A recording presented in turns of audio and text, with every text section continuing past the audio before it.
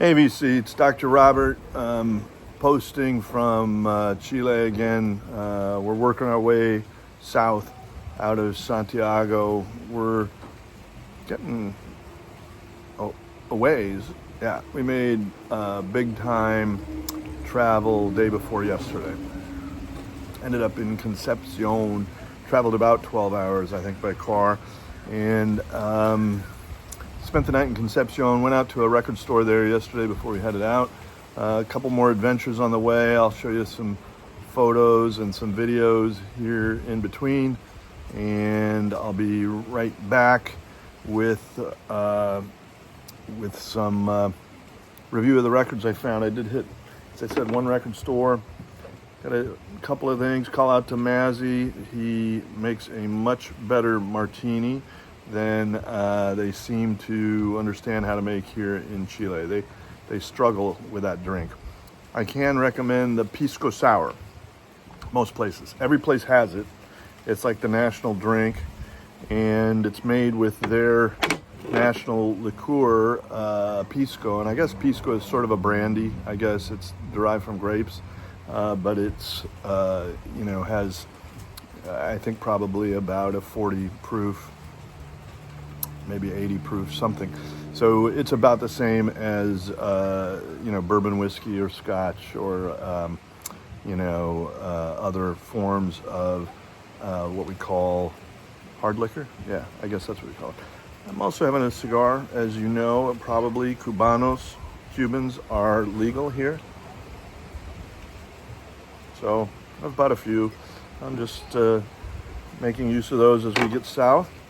And I'll be back in a few minutes with a short list of records that I found in Concepcion. So we have made our way to a place about, 2/3 down the coast of Chile, south of Concepcion today by about an hour and a half, called Punto Lavavier, which my wife has explained means wash your feet, a place to wash your feet. And it's almost 360 degrees, but it's too big to do that, but it's a beautiful view. And there's an island just out there, just off the coast, and the water here is filled with, I think, are fishing boats. A lot of boats anchored here, right in the bay. So, really a unique place. And beautiful.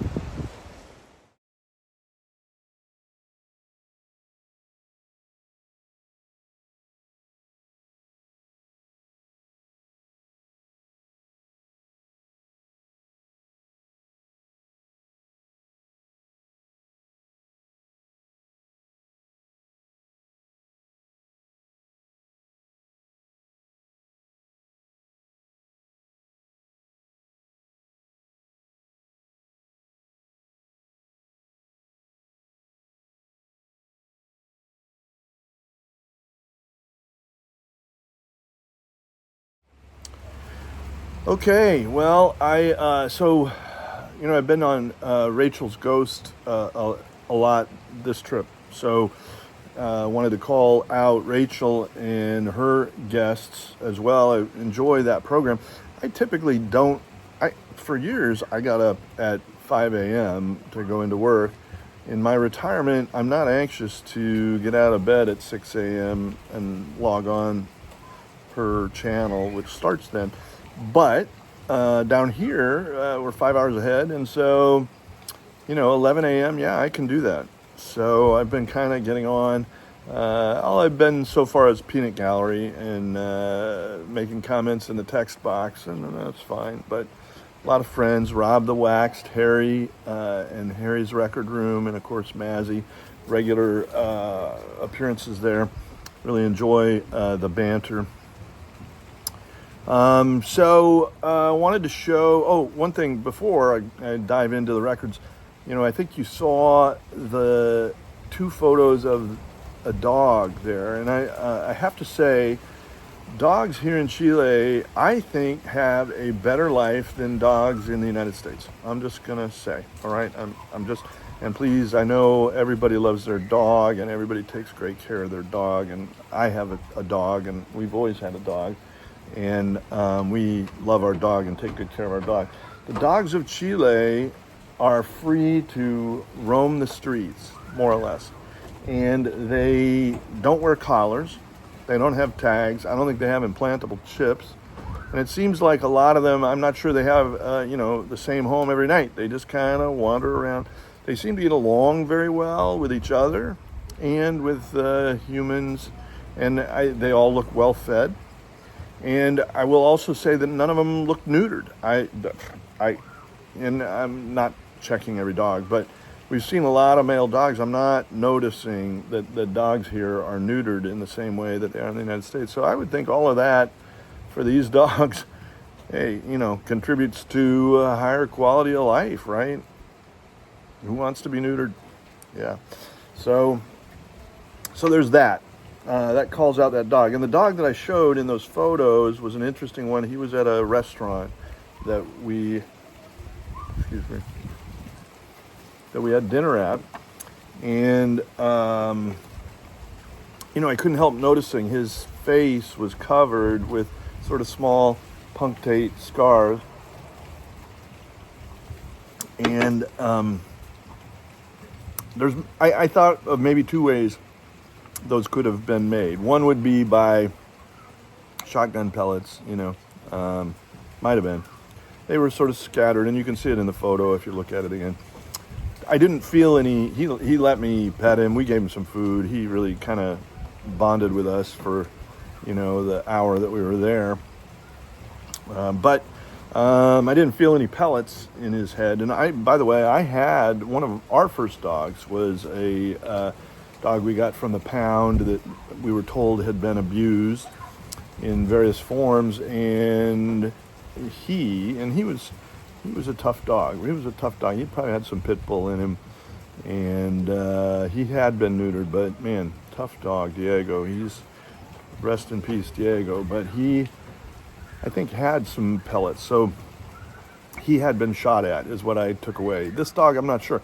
If it's not pellets, which I didn't feel pellets under the skin, he must have had a run-in with some barbed wire, I'm thinking. I mean, something, really got at his face in probably I'm thinking in a sudden and a collective way. I mean, everything at once. It wouldn't be something you would do at once and go back and do it again. He had like a half a dozen little scars. So at any rate, he seemed a very well-adjusted and happy dog, however, that he came across those scars. And I thought I would get into these records now and just show you what we've got. And I bought some really unusual stuff. This record store, and I'm not going to name it, it was an unusual store. If I can bend your ear for a moment. The woman who ran it didn't speak any English, and that's fine. And the first thing that happened, I'm in there and I asked for the used records, and she directed me, and I started looking at the used record pile. And I, opened, they were in kind of some sealed bags, not anything taped over, just sealed. And so I opened one of the bags and pulled the record out. I checked the label and the condition. She got very upset. My wife was with me, and my wife felt, tried to apologize. I'm sorry, my husband's such an idiot. And I'm sort of, which I appreciated. She was defending me or trying to get me off the hook. It was a positive thing and well-intentioned. I have never been in a record store that didn't allow me to look at the vinyl themselves. I mean, the only one I can think of in the States that has similar sort of things, sort of approach, is Amoeba, which has a number of records that are sealed 360. You can't open them, but you take them up to the desk and say, I'm interested and can I look at it? And they open them all for you. So actually Rasputin's in Berkeley does that too. So there's a few that do that, but there's no arguing with letting you see it. And so this woman didn't really like that. And then she really was it was one of the slowest checkout processes I've ever had. I didn't find that much at this store. And I looked through everything they had and the new arrivals used. They mostly had new stuff, and then they had a bunch of CDs, and then they did have some used vinyl. A lot of the used vinyl was not in great shape. A lot of it was not stuff, because some of it I could look at. What I could look at, a lot of it I put back.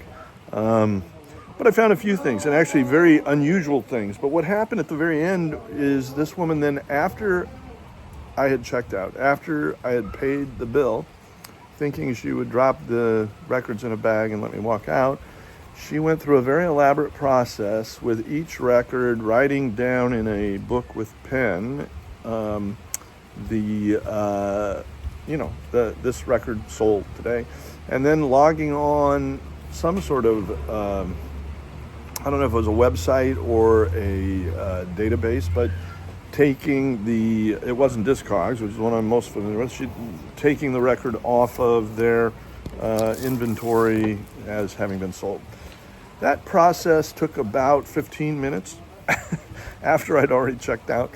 So that was a little unusual. But, one of the things I sense down here is there's not a great deal of hurry. There's not a great deal of stress. Now, these are energetic and industrious people. We found so much more positive. I mean, and it's all been pretty positive. There's a lot going on down here.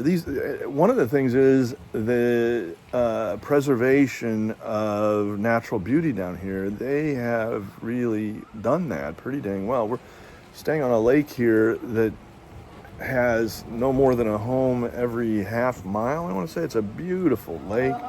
Apparently, the rules of this lake forbid the use of motorized boats. I kind of wanted to take a motorboat out. Turns out you can't do that. So those are the kinds of things that we're finding here.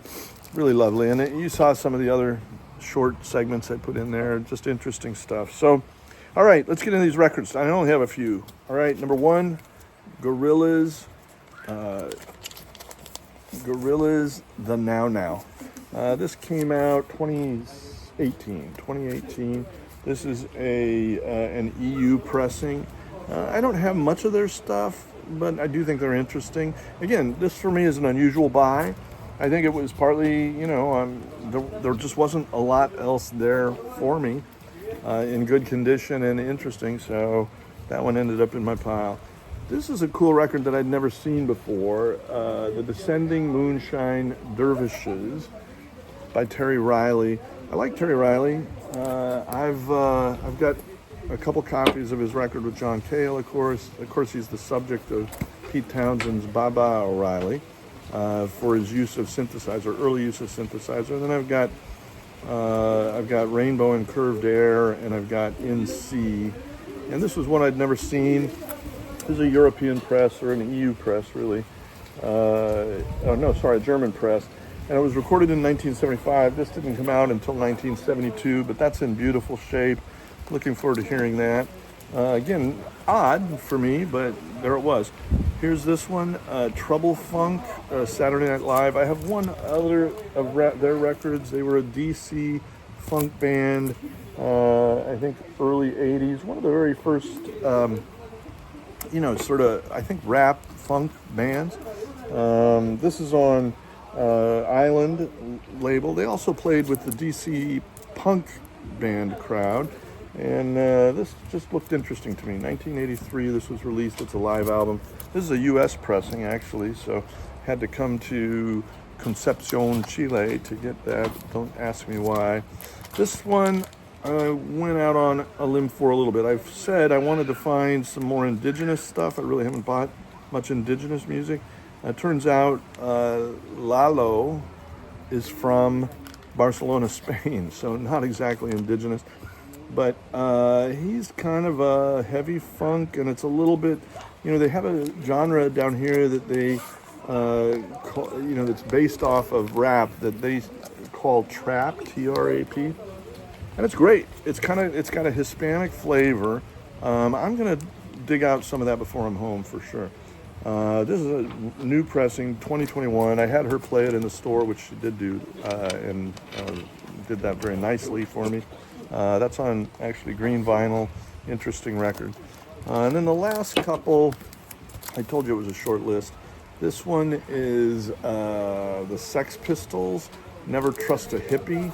And I gotta say, I like the name.